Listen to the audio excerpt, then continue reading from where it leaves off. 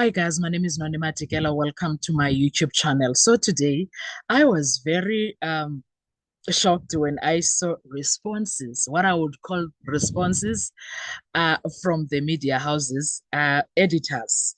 There is an article that I'm going to read for you, specifically from News 24, and I think I saw one also for City Press. But they are not happy with General Mkwanazi's utterances. Here's why they are not happy with him. I would call them, they are angry because but before we get into doing that, guys, please make sure you do not forget to like, to share, to comment, and most importantly, please make sure that you are subscribed on the channel. Please make sure you are watching the videos up until the end and you are watching the ads that are coming through. When you are doing that, you will be supporting the channel financially and in numbers. Thank you so much. I really appreciate you. Now, this is what they wrote. This is News 24 on the 8th of October. Noxolo Sibiya wrote the article. Editors blast Mkwanazi's call for journalists to be investigated by spooks. Spooks? What are spooks? Okay, Lieutenant General Nhlanhla Mkhwanazi called for journalists to be investigated by the state security agents, lose their jobs, and face imprisonment for alleged misinformation. Is he wrong? Is he lying about them? SANEF described Mkwanazi's comments reminiscent of oppressive apartheid era tactics designed to curb truthful journalism. What? Yeah, we do have truthful journalism, but at the same time, we do have problematic journalism. Okay.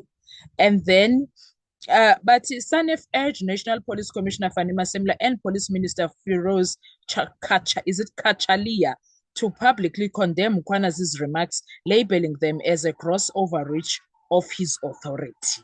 I thought in South Africa we have rights to make our comments. Did he slander anyone? I don't think so. Anyway, let's read through. The South African National Editors Forum, SANEF, has condemned comments made by KwaZulu-Natal Police Commissioner Lieutenant General Nhlanhla Mkhwanazi, who called for the State Security Agency to investigate a list of journalists. Okay, he is not directly coming from media houses, certain journalists, okay? On Tuesday and Wednesday, Mkhwanazi appeared before a parliamentary ad hoc committee which is investigating allegations of political interference in the South African police services.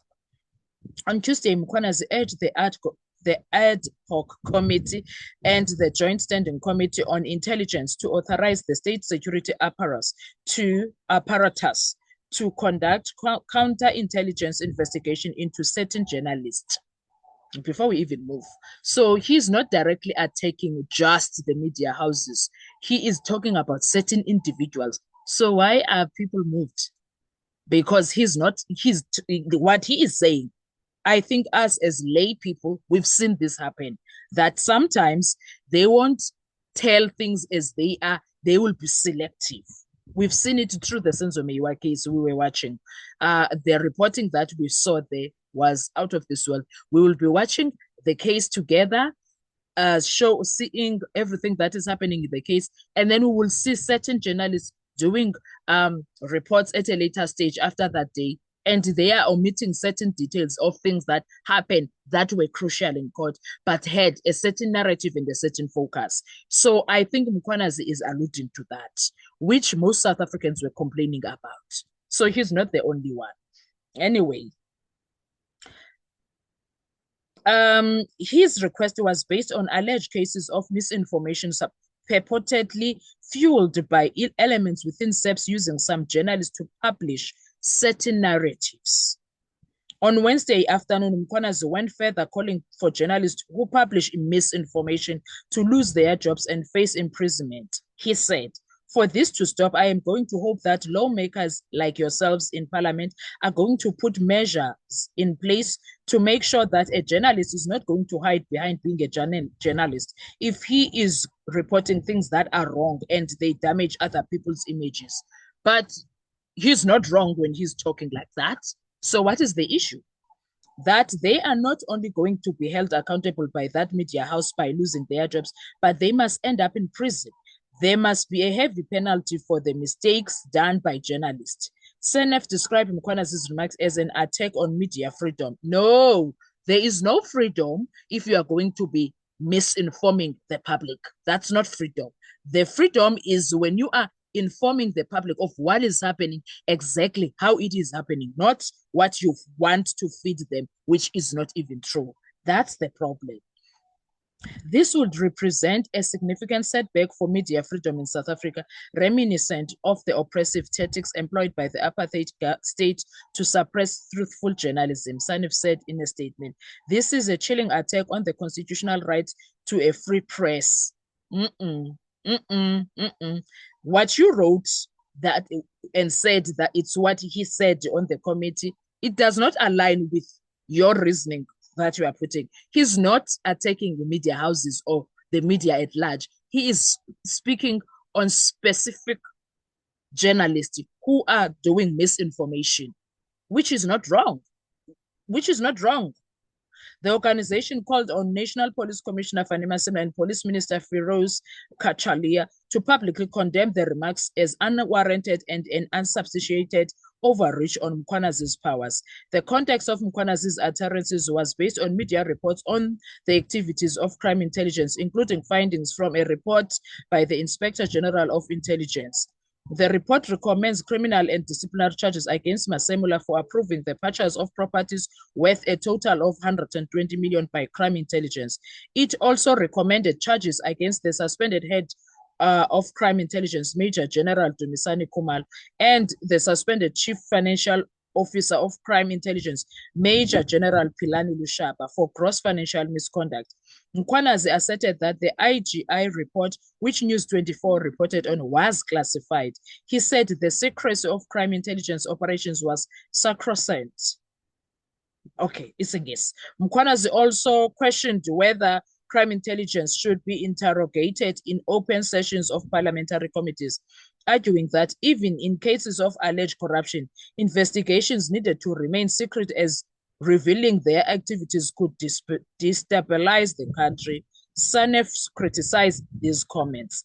They said crime intelligence was not above the law. Over the past 2 decades, journalists have been at the forefront of exposing abuse of the so-called secret sludge fund in crime intelligence.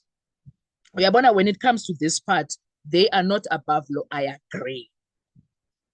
What I don't agree with is them thinking that even when they are publishing misinformation, they should be let go and do as they please. I don't have a problem with reporting anything that needs to be reported. But when you say it must be free media how, when you are lying on people, destroying people's images and lives? It can't be right. You need to report what is relevant. The context here is also that journalists, whistleblowers, investigators, lawyers, accountants, auditors, liquidators, and activities are either harassed or assassinated for uncovering nefarious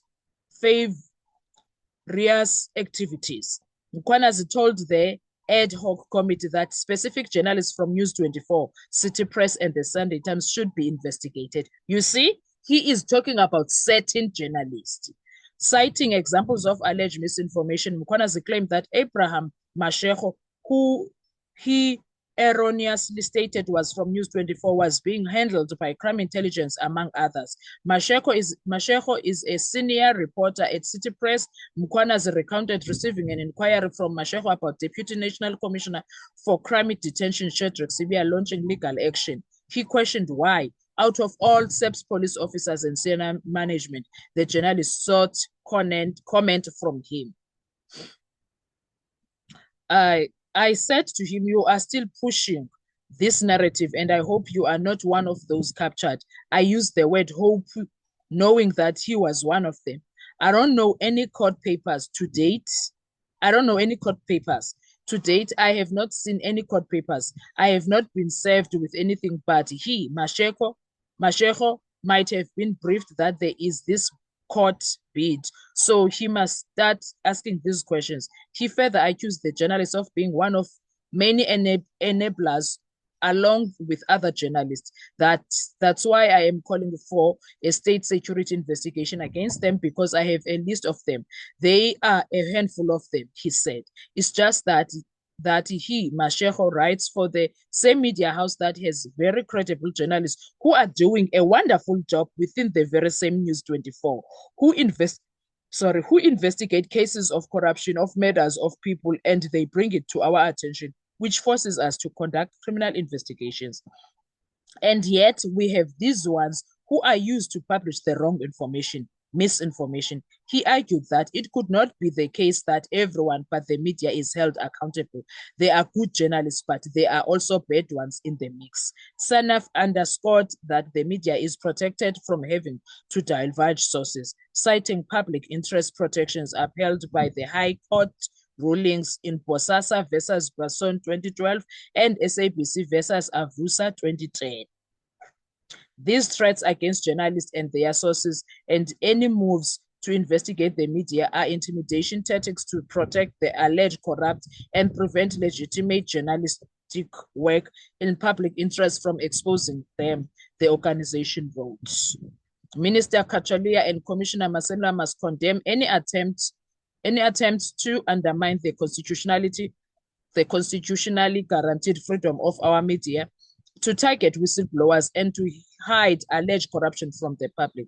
Failure to do so will herald the destruction of any semblance of democratic process in our country and will push us further into a country where unchecked power can no longer be interrogated, Sanef concluded. But wait, I think there's a misunderstanding here. Sanef is misunderstanding Mkwanas. He never said they don't have, even them, they are writing the same statement that he's saying they are good journalists and they are bad ones. So he's right, just like they are good police officers and they are bad ones. So he doesn't have a problem with them investigating. He has a problem with misinformation. So when you are misinforming the public, that becomes a problem. So why are they touched? But okay, it is what it is. Let's hear from you guys. What are your thoughts when it comes to this? Do you think Mkwanas was wrong to even suggest that to the parliament ad hoc committee? Was he out of line, or was he telling the truth? Because it is what it is. What are your thoughts? Let's talk with comment section. I want to hear your views. Thank you so much. Enjoy your day. Bye-bye.